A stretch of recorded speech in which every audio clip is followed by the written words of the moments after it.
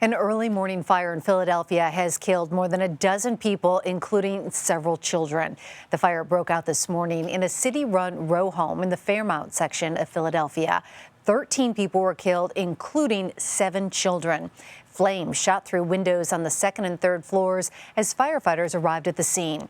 Fire officials say the building had several smoke detectors, but none were working. Officials installed the smoke detectors after inspections in 2019 and 2020. The mayor called today one of the most tragic days in Philadelphia's history. Loss of so many people in such a tragic way. I don't have much more to say than please keep all these folks, and especially these children, in your prayers.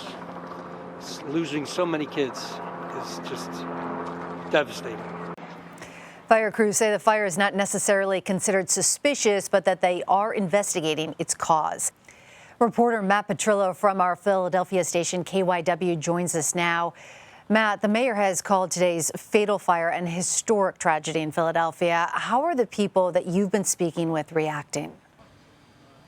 Well, the deaths of those 13 people, 7 who are children, the impact is far-reaching even beyond their own families. We were speaking to neighbors here in Fairmount all day, many of them telling us that they were awoken by the sirens of those fire trucks cruising down the street here, racing to that fire to knock out those flames.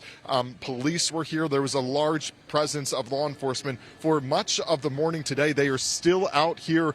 Neighbors telling us while they may not have personally known those victims, they would see them in passing, walking in and out of the apartment. Many of them were children, were teenagers. Police telling us that 7 of the dead were children, and they're heartbroken. They can't believe 13 people lost their lives in a fire that tragic. But they did also point out that crews knocked out the flames as quickly as they could in less than an hour, potentially saving lives. We also know that there could be potentially more victims added to that death toll. At least 13 people have lost their lives, but others remain in the hospital. Meg? It's absolutely gut-wrenching. Matt, this is still a developing story, but do we know any more about the fire investigation and the unanswered questions looming over it? Well, you know, there are a lot of unanswered questions. The Philadelphia Housing Authority, they own the building. They have since the 1960s, and they say that there was an inspection of May of last year that found 6 working smoke detectors inside. But the Philadelphia Fire Department at a news conference this morning says they found only 4 smoke detectors, and they say that none of those 4 smoke detectors were working at the time of the fire. So there's a discrepancy there. We don't know, you know, what was happening, why the smoke detectors weren't working. The PHA, they told us that they're not sure. It's something they're looking into. We also don't know why those 13 people weren't able to escape from that blaze.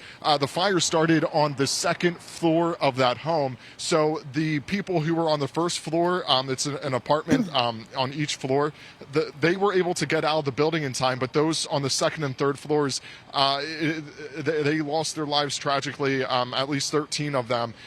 So just a lot of unanswered questions as to what started this fire. And also people are asking, why was there no escape ladder on the building? That's something that a lot of neighbors have been asking us. Why was there no way for them to get out of a fire in case the stairwell wasn't accessible during a situation like that? The Philadelphia Housing Authority, again, they own the building. So those are questions that we're trying to get answers from. A dark day in Philadelphia. Matt Petrillo from KYW in Philadelphia. Thank you so much.